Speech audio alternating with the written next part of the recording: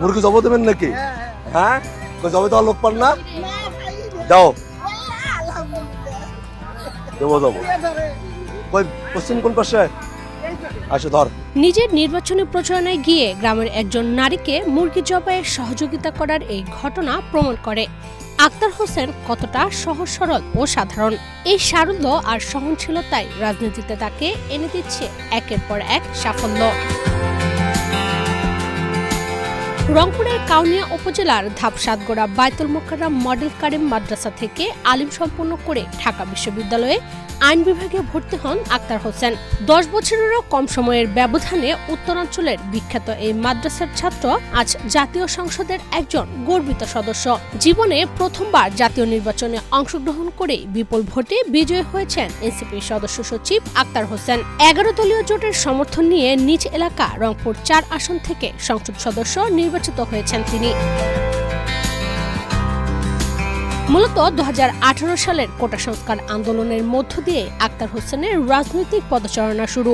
এরপর পর্যায়ক্রমে ডাকসু নির্বাচন, বৈষম্যবিরোধী ছাত্র আন্দোলন এবং সর্বশেষ এনসিপির সদস্য সচিব। সেখান থেকে সোজা জাতীয় সংসদ। 2018 সালে বিশ্ববিদ্যালয় ভর্তি পরীক্ষায় প্রশ্নপত্র ফাঁসের প্রতিবাদে একাই অনশনে বসে প্রথমবার জাতীয়ভাবে আলোচনায় আসেন আক্তার হোসেন। একই বছর সরকারি চাকরিতে কোটা সংস্কারের দাবিতে বাংলাদেশ সাধারণ ছাত্র অধিকার সংরক্ষণ পরিষদের ব্যানারে গড়ে ওঠা আন্দোলনে গুরুত্বপূর্ণ ভূমিকা পালন করেন আক্তার হোসেন। সেবার তীব্র আন্দোলনের মুখে কোটা বাতিল করতে বাধ্য হয়েছিল আওয়ামী লীগ সরকার। পরের বছর ঢাকা বিশ্ববিদ্যালয় কেন্দ্রীয় ছাত্র সংসদ অর্থাৎ ডাকসু নির্বাচনে নুরুল হক নূর ও রাশেদ খানের প্যানেল থেকে সমাজসেবার সম্পাদক পদে প্রতিদ্বন্দ্বিতা করেন আক্তার। ওই প্যানেল থেকে মাত্র 2 জন নির্বাচিত হয়েছিলেন, একজন ভিপি পদে নুরুল হক নূর, আরেকজন সমাজসেবায় আক্তার। ডাকসুতে এই বিজয় ছাত্রনেতা হিসেবে তার অবস্থানকে আরও সুদৃঢ় করে। ভিপি নূরের নেতৃত্বে নতুন রাজনৈতিক দল গণ অধিকার পরিষদ গঠিত হলে তিনি এর ছাত্র সংগঠন বাংলাদেশ সাধারণ ছাত্র অধিকার পরিষদের ঢাবি শাখার প্রথমে সাধারণ সম্পাদক ও পরে সভাপতি এবং কেন্দ্রীয় কমিটির সহসভাপতি নির্বাচিত হন। 2022 সালে গণ অধিকার পরিষদের সকল পদ থেকে নিজেকে সরিয়ে নিয়ে প্রতিষ্ঠা করেন গণতান্ত্রিক ছাত্র শক্তি। নাহিদ ইসলাম, আসিফ মাহমুদ, মাহফুজ আলমরা এই সংগঠন থেকে উঠে এসেছেন।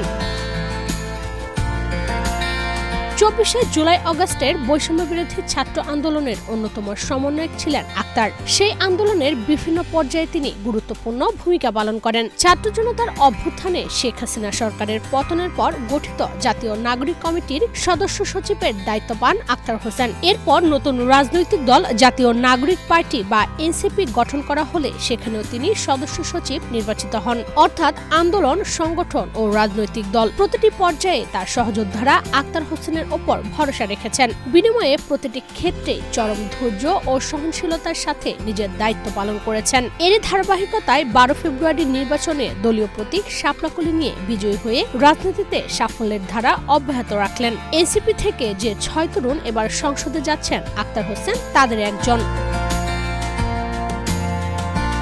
রাজনীতিতে আক্তারের পদচারণার সময়ের দিক থেকে বেশি না হলেও এরই মধ্যে তাকে নানা চড়াই উতরাই পার হতে হয়েছে। জেল জুলুম সহ নানাভাবে নিপীড়নের শিকার হতে হয়েছে তরুণ এই রাজনীতিবিদকে। 2022 সালে বুয়েট ছাত্র আবরার ফাহাদকে হত্যার পর স্মরণসভায় এবং 2024 সালের 16 জুলাই শহীদ আবু সাইদ হত্যার প্রতিবাদে পরদিন ঢাকা বিশ্ববিদ্যালয়ে গায়বানা জানাজার ঘটনায় শেখ হাসিনা সরকার তাকে গ্রেফতার করে। ছাত্রলীগের হাতেও বারবার নির্যাতনের শিকার হয়েছেন। এছাড়া সরকার পতনের পর বিদেশেও তিনি হামলার শিকার হন। এত কিছুর পরও আপোষ করেননি আক্তার হোসেন।